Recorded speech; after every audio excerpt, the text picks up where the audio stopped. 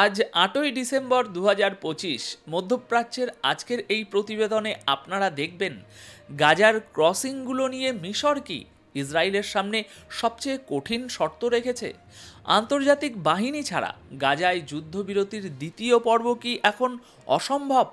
হামাসের সিনিয়র নেতা খালিদ মাশাল ইসরায়েলের সাথে সম্পর্ক স্থাপনকারী আরব ইসলামিক দেশগুলোকে কি হুঁশিয়ারি দিলেন। রাফা সীমান্তকে একমুখী বহিরাগমন পথে পরিণত করার চক্রান্তের বিরুদ্ধে ৮টি মুসলিম দেশ যৌথভাবে কি হুমকি দিয়েছে।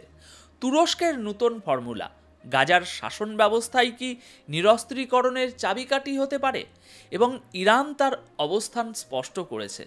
পশ্চিমারা কি এখন তেহরানের পারমাণবিক উদ্দেশ্যকে বিশ্বাস করবে। দর্শক, প্রতিটি শিরোনামই ছিল একটি প্রশ্ন দিয়ে। চলুন এবার খবরের গভীরে গিয়ে উত্তরগুলো খুঁজে বের করা যাক।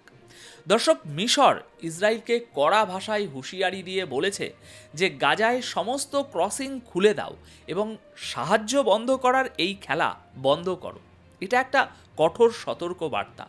মিশরের পররাষ্ট্রমন্ত্রী সরাসরি জানিয়েছেন ইসরায়েলকে অবিলম্বে গাজার সমস্ত ক্রসিং খুলতে হবে, যাতে মানবিক ও চিকিৎসা সহায়তা কোনো বাধা ছাড়াই ভিতরে প্রবেশ করতে পারে।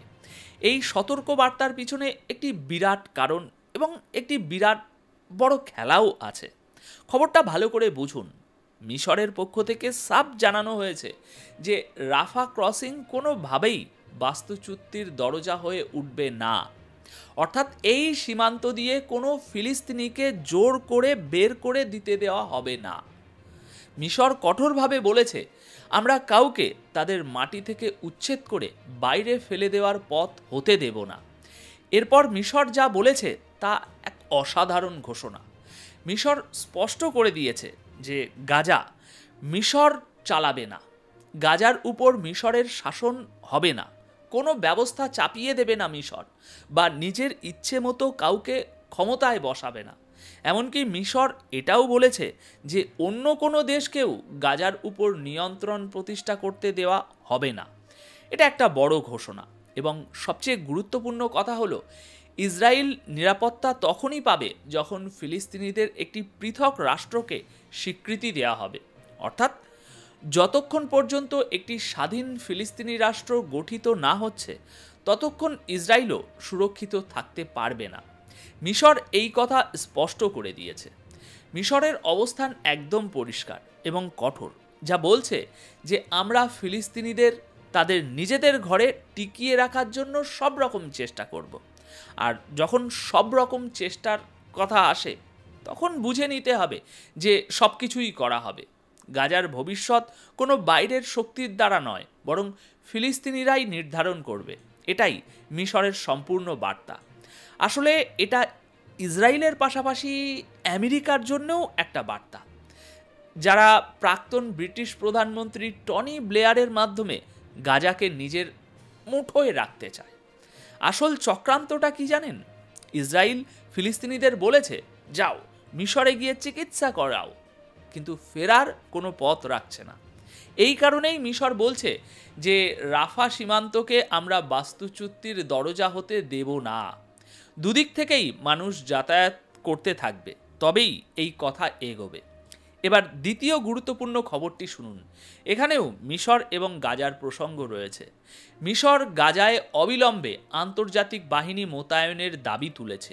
মিশরের বক্তব্য, ইসরায়েল প্রতিদিন যুদ্ধবিরতি লঙ্ঘন করছে এবং আন্তর্জাতিক বাহিনীকে আর অপেক্ষা করা উচিত নয়, বাহিনীকে অবিলম্বে মোতায়েন করতে হবে।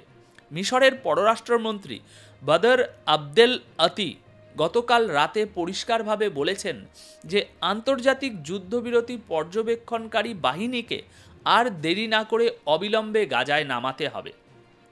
তিনি সরাসরি বলেছেন যে যুদ্ধবিরতির দ্বিতীয় পর্যায় তখনই সফল হবে যখন পর্যবেক্ষকরা মাটিতে উপস্থিত থাকবেন। কারণ একটি পক্ষ, যার নাম ইসরায়েল, তারা প্রতিদিন যুদ্ধবিরতি লঙ্ঘন করছে, তাই এখন নজরদারি অপরিহার্য।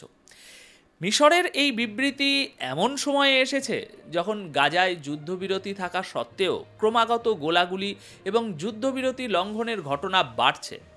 আরব মধ্যস্থতাকারীরা বরাবর সতর্ক করেছেন যে নিরপেক্ষ পর্যবেক্ষক ছাড়া গাজায় শান্তি প্রতিষ্ঠার কথা বলাটা একটা প্রতারণা ছাড়া আর কিছুই হবে না। দেখুন, যখন মিশর কোনো কথা বলে তখন সেটাকে গুরুত্বের সঙ্গে নেওয়া উচিত। কাতার এবং মিশর এই দুটি দেশই গাজা যুদ্ধবিরতির প্রধান মধ্যস্থতাকারী। তারা না থাকলে এই যুদ্ধবিরতি সম্ভবই হতো না। যারা প্রশ্ন তোলেন তাদের আমি বোঝাতে চাই যে যখন এই দেশগুলো কথা বলছে তখন তাদের কথার গুরুত্বটা বুঝুন, বিশেষ করে মিশরের, কারণ মিশরই বিশ্বের একমাত্র দেশ যারা স্থল সীমান্ত গাজার সাথে শেয়ার করে। অর্থাৎ গোটা বিশ্বের সাথে গাজার যোগাযোগের একমাত্র দরজা হলো মিশর। আর যখন মিশর বলছে যে আমরা ফিলিস্তিনিদের বাস্তুচ্যুত হতে দেব না এবং এর জন্য সব কিছু করব, তখন বুঝতে হবে যে তারা নিজেদের নিরাপত্তার জন্যও কথা বলছে। কারণ তারা জানে গাজা দখল করে ইসরায়েল যদি মিশরের সীমান্তে এসে বসে তাহলে ধীরে ধীরে তারা ওই বৃহত্তর ইসরায়েল গঠনের দিকে এগোবে। তাই গাজার মানুষের সুরক্ষার কথা বলাটা যেমন একটা আঞ্চলিক দায়িত্ব, তেমনি মিশরের নিজের নিরাপত্তার দৃষ্টিকোণ থেকেও এটা জরুরি। সবাই তো নিজের স্বার্থ দেখবেই, এটাই স্বাভাবিক। দর্শক, এবার শুনুন 8টি মুসলিম দেশের যৌথ সতর্কতা।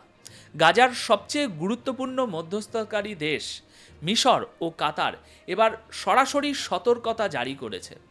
তারা আরও 6টি মুসলিম সংখ্যাগরিষ্ঠ দেশের সাথে মিলে ইসরায়েলের সেই চক্রান্তের তীব্র আপত্তি জানিয়েছে, যেখানে ইসরায়েল রাফা সীমান্তকে একতরফা খুলে শুধুমাত্র ফিলিস্তিনিদের বাইরে ঠেলে দেওয়ার পরিকল্পনা করছে এবং তাদের ফেরা ও ত্রাণ সরবরাহের উপর সম্পূর্ণ নিষেধাজ্ঞা চাপাচ্ছে।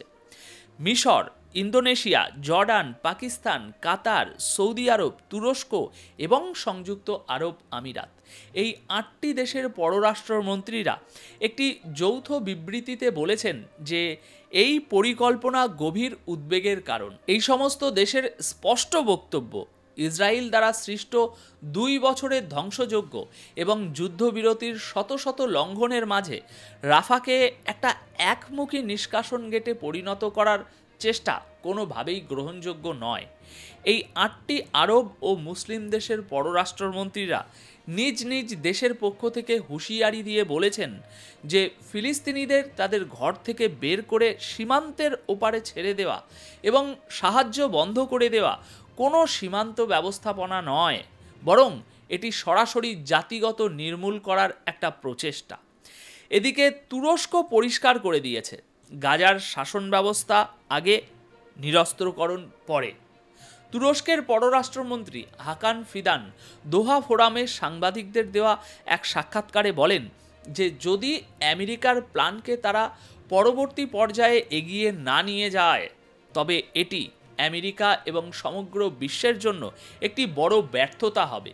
ফিদানের মতে এই পরিকল্পনাকে এগিয়ে নিয়ে যাওয়ার জন্য প্রেসিডেন্ট ডোনাল্ড ট্রাম্প সরাসরি নেতৃত্ব দিচ্ছেন, কিন্তু আরব এবং আন্তর্জাতিক ব্যবস্থার অলসতা বিষয়টিকে আটকে রেখেছে।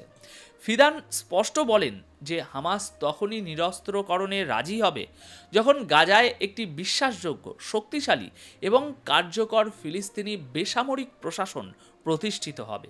অর্থাৎ ফিলিস্তিনিদের হাতে তাদের স্থায়ত্ব শাসন, সরকার এবং ব্যবস্থা থাকতে হবে। দেখুন, ফিদান এই কথাগুলো এমনি এমনি বলেননি। মনে রাখবেন, হামাসের সমস্ত সিনিয়র নেতারা তুরস্কে উপস্থিত আছেন। তারা ইস্তাম্বুল ফোরামের একটি সমাবেশে গিয়েছিলেন। সুতরাং তাদের সকলের সাথে আলোচনার পরেই তুরস্ক পক্ষ থেকে এই বিবৃতি এসেছে। দর্শক, এবার খবর ইরানের পারমাণবিক কর্মসূচি নিয়ে। ইরানের পক্ষ থেকে আরও একবার তাদের পারমাণবিক কর্মসূচি নিয়ে বিবৃতি এসেছে। ইরানের প্রথম ভাইস প্রেসিডেন্ট মোহাম্মদ রেজা আরেফ একটি বৈঠকে পরিষ্কার বলেছেন যে তেহরান কখনোই পারমাণবিক শক্তির শান্তিপূর্ণ ব্যবহারের বাইরে, অর্থাৎ বোমা বানানোর পরিকল্পনা করেনি। তিনি বলেন, আমাদের পুরো কর্মসূচিই ছিল শান্তিপূর্ণ।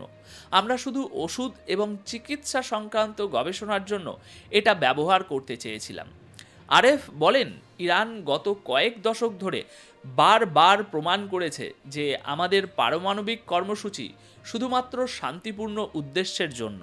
তিনি পশ্চিমা নীতির উপর কটাক্ষ করে বলেন, পশ্চিমা দেশগুলো আমাদের শান্তিপূর্ণ কর্মসূচির সাথে খুব খারাপ আচরণ করেছে, কিন্তু পারমাণবিক ঔষধ এবং রেডিও ফার্মায় আমাদের অগ্রগতিই তাদের সঠিক জবাব।